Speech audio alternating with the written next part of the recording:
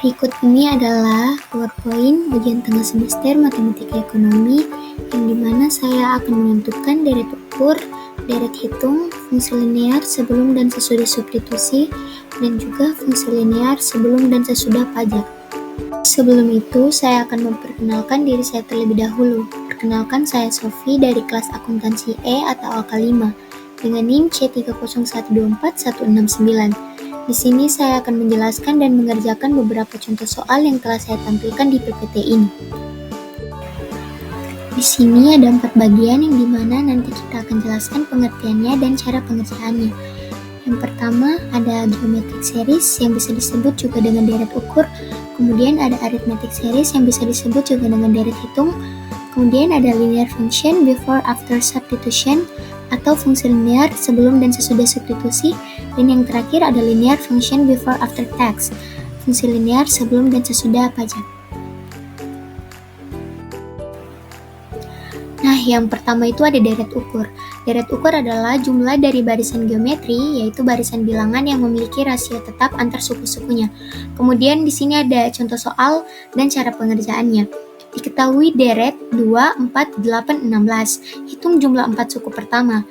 Kemudian penyelesaiannya A adalah suku pertamanya itu 2. Kemudian R adalah rasionya itu 2. Dan N adalah jumlah sukunya itu 4. Kita gunakan rumus Sn sama dengan A dikali Rn kurang 1 per R kurang 1. Kemudian kita ubah menjadi S4 sama dengan 2 dikali 2 pangkat 4 dikurang 1 per 2 kurang 1. Dari mana 4? 4 adalah jumlah suku, dan dari mana 2? 2 adalah suku pertama. Kemudian hasil itu kita jumlahkan lagi menjadi 2 kali 16 kurang 1 per 1.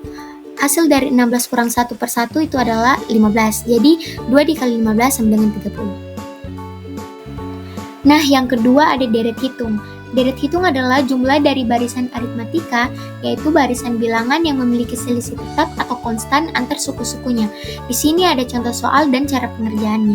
Diketahui deret 4, 7, 10, 13, 16. Berapa jumlah 5 suku pertama?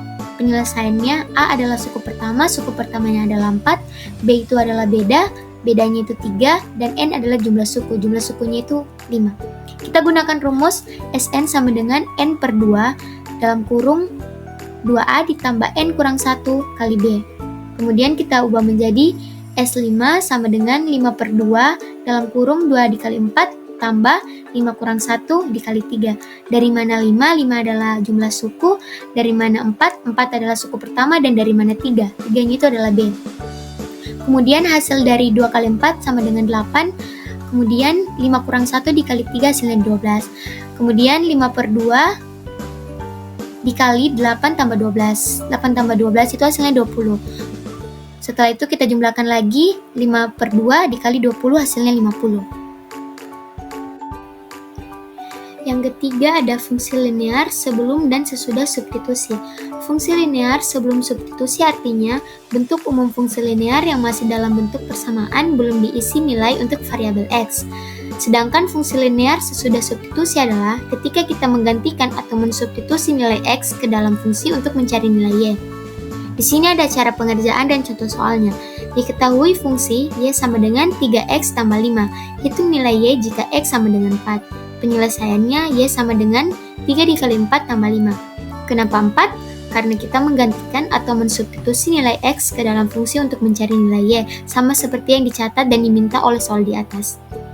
Kemudian hasil dari 3 kali 4 adalah 12, dan 5 itu kita pindahkan ke penjumlahan selanjutnya. Kemudian 12 tambah 5 adalah 17, hasil akhir dari soal ini adalah 17. Yang terakhir ada fungsi linear sebelum dan sesudah pajak. Fungsi linear sebelum pajak adalah fungsi harga, biaya, atau pendapatan yang belum dikenai pajak.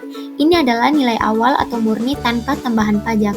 Sedangkan fungsi linear sesudah pajak adalah fungsi yang sudah dikenai tambahan pajak sesuai persentase tertentu. Biasanya, pajak menambah nilai dari fungsi awal. Di samping ini ada contoh soal dan cara pengerjaannya. Diketahui fungsi Y sama dengan 10X tambah 20, dan ada pajaknya 10%. Kita diminta mencari harga setelah pajak saat X sama dengan 2. Langkah pertama, kita hitung harga sebelum pajak. Gunakan fungsi Y sama dengan 10X tambah 20. Substitusi X sama dengan 2. Jadi, Y sama dengan 10 dalam kurung 2 ditambah 20. Kemudian 20 tambah 20 hasilnya 40. Dari mana 20? Karena 10 tambah 10 hasilnya 20. Jadi, artinya harga barang sebelum pajak adalah 40. Kemudian langkah yang kedua, hitung pajak dan harga setelah pajak. Karena ada pajak 10%, kita tambahkan 10% dari harga barang ke harga awal. Hitung 10% dari 40. 10% dikali 40 sama dengan 0,10 dikali 40 hasilnya 4. 10% jika didesimalkan itu menjadi 0,10. Kemudian tambahkan ke harga sebelum pajak. Jadi 40 ditambah 4 hasilnya 44.